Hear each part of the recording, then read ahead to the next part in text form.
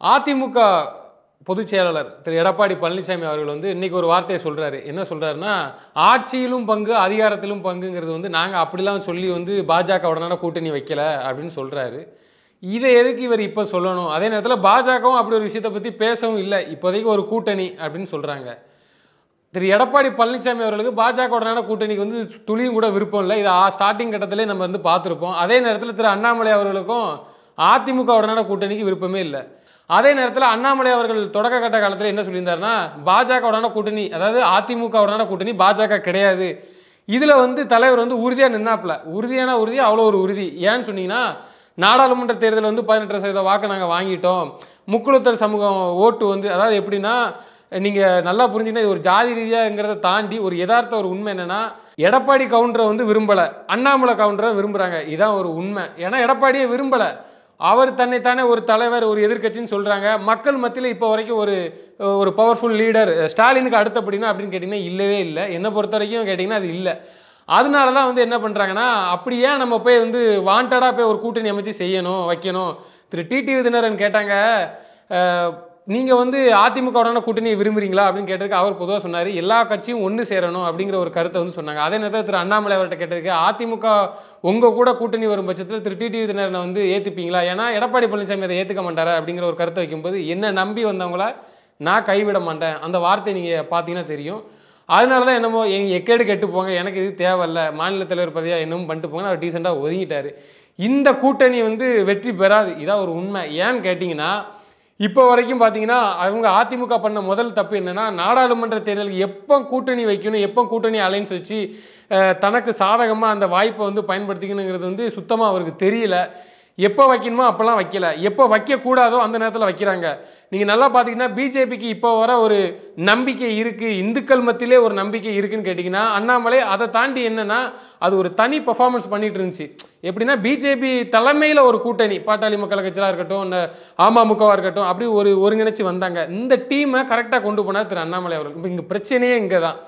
இதோட சேர்த்து ஒன்னோட சேர்த்து அது கெட்டது, அதோட சேர்த்து இது கெட்டதுங்கிற மாதிரி ஆகி கடைசி ஒரு தவறுதலான ஒரு முடிவை தலைமை எடுத்து அதிமுகவுடனான கூட்டணி. இந்த கூட்டணியை இரட்டையிலையும் விரும்பல, அதாவது இரட்டையிலனா இரட்டையில கிடையாது, எடப்பாடி பழனிசாமியும் விரும்பல, இந்த பக்கம் அண்ணாமலையும் விரும்பல. ஒரு பொருந்தா கூட்டணி தான். ஆனால் இப்போ நயினார் இருக்கிறாரு, நயினார் இருந்தும் எடப்பாடி பழனிசாமி விரும்பல. எல்லாரும் பேச ஆரம்பிச்சிட்டாங்க, எல்லாரும் ஒரு மாதிரி. அவர் வந்து நீங்கள் அந்த அமித்ஷா கூட இருக்கும்போதே பார்த்தீங்கன்னா தெரிஞ்சிருக்கும், அது வேண்டாம் வெறுப்புக்கு உட்கார்ந்த மாதிரி உட்காந்துருப்பார் அந்த கூட்டணி அலைன்ஸ் பேசும்போது. அது ஒரு உண்மையும் கூட. இன்னைக்கு வந்து அவர் திருப்பி இப்படி பேசுறாரு. இந்த நிலை வந்து இன்னும் ஒரு வருஷம் வரைக்கும் எலெக்ஷனுக்கு இது நிலைக்குமான்னு கேட்டீங்கன்னா கண்டிப்பா நிலைக்காது. அதே நேரத்தில் இந்த கூட்டணி தெருவும் திண்ணையுமா தான் போகும், அதுல எந்த வித மாற்று கருத்து இல்லை. ஏன்னா இது யதார்த்தமான ஒரு உண்மை. நீங்க தென் மாவட்டங்களில் முக்குளத்தூர் சமூகம் பரவலா இருக்கு, அந்த வாக்கு வங்கி நாடாளுமன்ற தேர்தலில் பார்த்துருப்போம் எந்த அளவுக்கு வந்து அதிமுக டெபாசிட் வாங்குச்சுன்னு.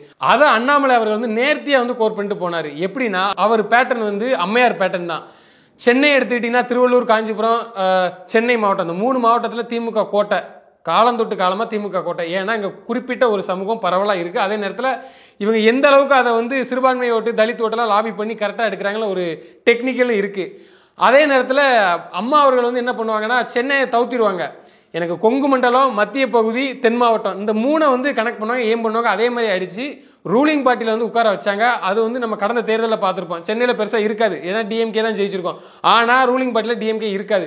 இந்த பேட்டர்னை தான் திரு அண்ணாமலை அவர்கள் சமீப காலத்தில் ஒரு வார்த்தை வந்து பேசியிருப்பாங்க. என்ன சொல்லியிருப்பாங்கன்னா, ஆனால் தென் மாவட்டம் முக்கியம்னா, அதே நேரத்தில் மத்திய பகுதி தஞ்சை மாவட்டம் முக்கியம்.